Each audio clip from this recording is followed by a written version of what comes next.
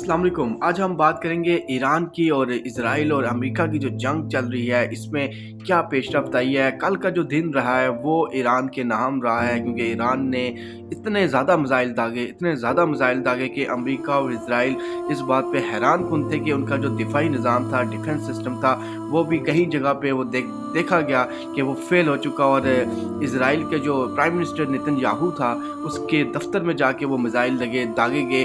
तो यहाँ से साबित हुआ कि ईरान ने कल भरपूर अंदाज में जो है ना अपना ज़ोर दिखाया, और ईरान ने साबित किया कि वो कभी भी कमज़ोर नहीं था और ना वो कमज़ोर होगा। बेशक ईरान की बड़ी जो कमांड थी, जिनको शहीद किया गया, और जिस तरह अमेरिका, इज़राइल और बरतानिया, यूरोपीय जो कंट्रीज़ हैं, जिस तरह मिलकर एक ईरान के पीछे पड़ गए हैं, लेकिन ईरान भी के पीछे हटने से अब तक बाज नहीं आ रहा। ईरान अपनी तरफ से जितना वो कर सकता है, ईरान जो है वो कर रहा है, और ईरान इनके आगे झुकने से इनकारी है।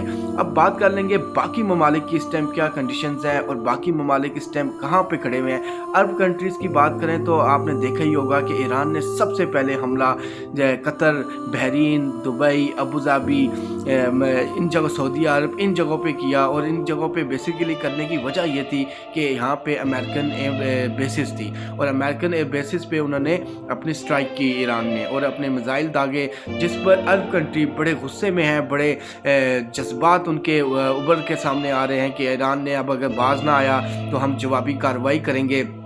तो उस टाइम तो इन लोगों को शर्म नहीं आई जब बेसिस दे रहे थे, तो लेकिन अब जो है इन्हें शर्म आने लग गई, और अब ये धमकियां लगाने लग गए ईरान को कि अब जो है ना हम जवाबी कार्रवाई करेंगे। ये वही वक्त है जब इमरान खान साहब से अमेरिका ने पूछा था कि आप अपनी बेसिस देंगे, तो उन्होंने जवाब में एब्सोल्युटली नॉट कहा था। लेकिन अब अरब अमारात जितने भी हैं, ये एब्सोल्युटली नॉट कहने में हमारी अब की गवर्नमेंट की तरह, हमेशा की तरह मायूस कुन रहे हैं। ना ही समझेंगे, ना नहीं कर सके अमेरिका को, इन्होंने अपनी बेसिस दी। उसका नतीजा आज देखें कि किसी पराई जंग में ये सब भी शामिल हो गए हैं, और ये आस्ता आस्ता इस जंग में ये सब शामिल होंगे। कोई भी इस जंग से बच नहीं सकेगा, कोई भी इस जंग से निकल नहीं सकेगा। अगर कोई समझता है कि वो इस जंग से निकल जाएगा तो वो इस गलत फहमी में होगा।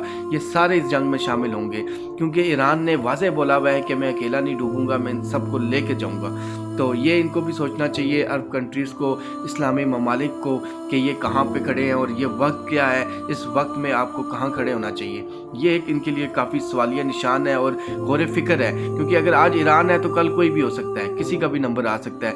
पाकिस्तान की तो टेंशन नहीं है, पाकिस्तान को ना फिक्र करने की ज़रूरत है। पाकिस्तान एक एटमी पावर है, एटमी न्यूक्लियर पावर है, और ज़िम्मेदार पावर है जो है ना, एटमी न्यूक्लियर है। वो किसी भी मुल्क को, किसी भी जो है ना रियासत को गिराने के लिए, दबाने के लिए पाकिस्तान एक माहिर मुल्क है। तो आप अभी देख सकते हैं, हाल ही कुछ दिन में पहले एक बहुत बड़ा ताकतवर मुल्क जो एशिया का खुद को बादशाह, डॉन, बदमाश समझता था, 3 घंटे के अंदर उसको ज़मीन पर ला के खड़ा किया और उसका सारा जोर निकाल दिया।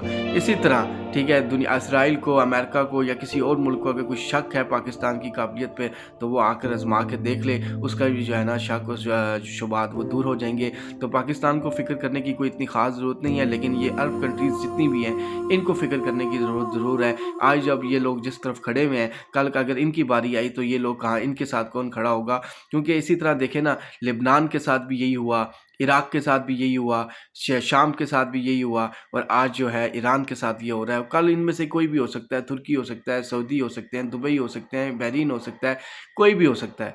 तो आपको फ़िक्र करनी चाहिए कि आप किस तरफ खड़े हुए हैं, और जो है ईरान का इस टाइम पूरी तरह साथ देना चाहिए आप लोगों को।